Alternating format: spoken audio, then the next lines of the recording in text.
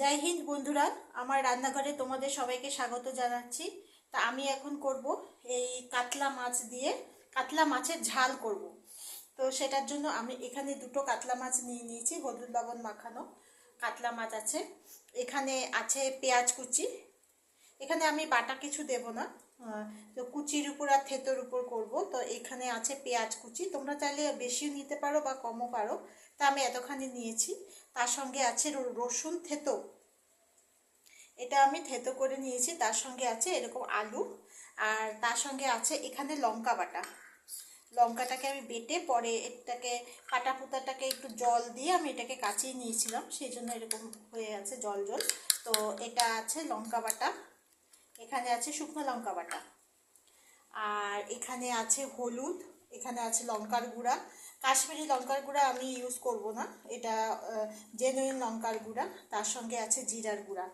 তো আমি এখন কড়াই আমি আগেই বসিয়ে দিয়েছি। তো আমি এখন কড়াইতে তেল দিয়ে দেব। তেল দিয়ে আমি মাছটাকে আগে ভেজে নেব।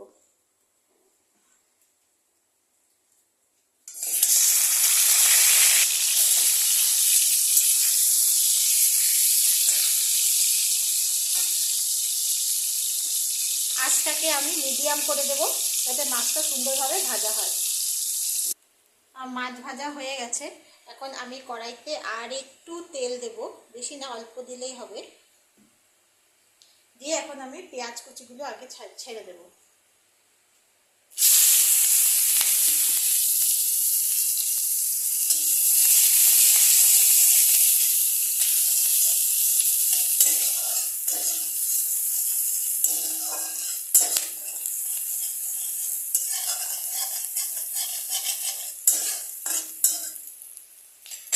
আঁচটাকে মিডিয়াম করে দেব। এই পেঁয়াজের মধ্যে আমি আলুগুলো ছেড়ে দেবো। আমি একসাথে আলুর সাথে আমি কষাবো। আগে আমি আলুটা ভাজা করে নিই ইচ্ছা করেই, তাহলে মশলাগুলো আলুতে ঢুকে, সেই জন্য আমি এই মশলার সাথে একসাথে আলুটাকে কষাবো। তো আমি পেঁয়াজের সঙ্গে আলুটা দিয়ে একটুখানি এটাকে একটু হালকা হালকা ভাজা করে নেব।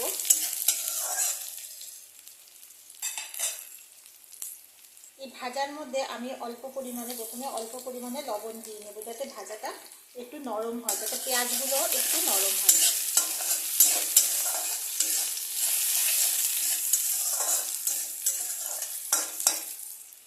পেঁয়াজটা অল্প ভাজা হয়ে গেছে, আলুর সাথে একটু নরমও হয়েছে। তো আমি এখন এটার মধ্যে লঙ্কা বাটাটা আমি দিয়ে দেবো।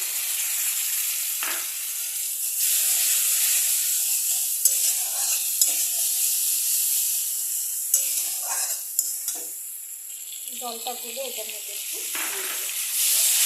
দিয়ে এখন এটাকে একটু ভালো করে কষাবো।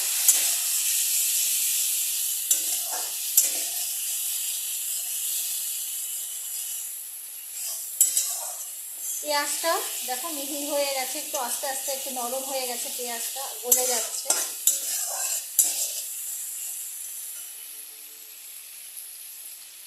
এরপরে আমি দিয়ে দেবো এখানে হলুদ।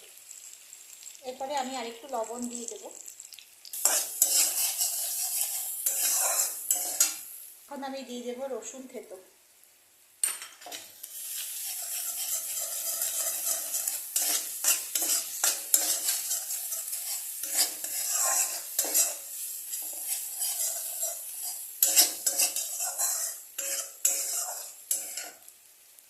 এরপরে দিয়ে দেবো উপর দিয়ে অল্প করে লঙ্কার গুঁড়া।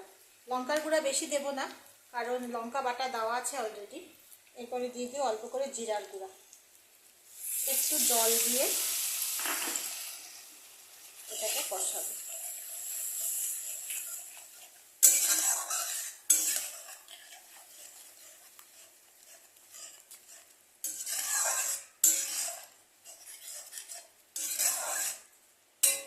আঁচটাকে বাড়িয়ে দিয়েছি।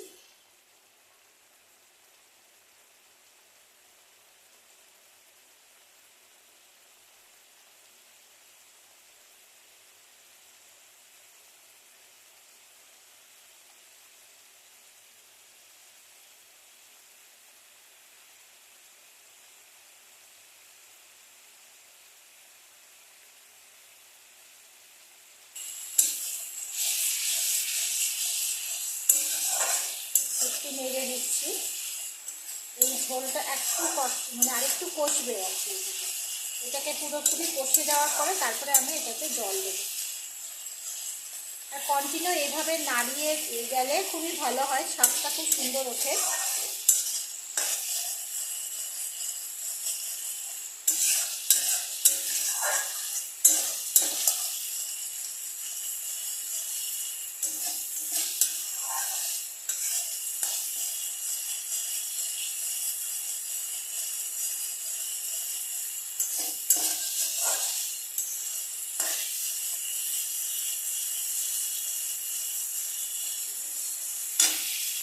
দেখো এটা আমার মোটামুটি কষে গেছে, এদের তেল ছাড়ছে।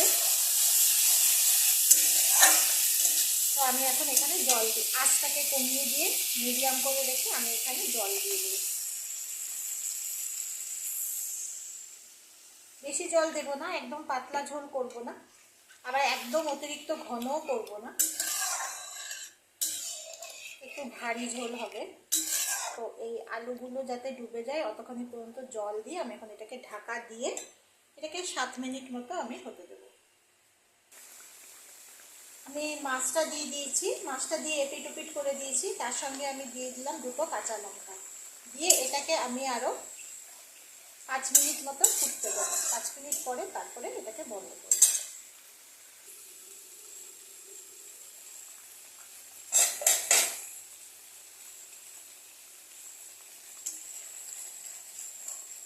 দেখো বেশি ঝোল ঝোলও আমি করিনি, আবার একদম মাখা মাখা করিনি, এরকমই ঘন ঘন হবে। তো হয়ে গেছে, আমি এখন এটা বন্ধ করে দেবো।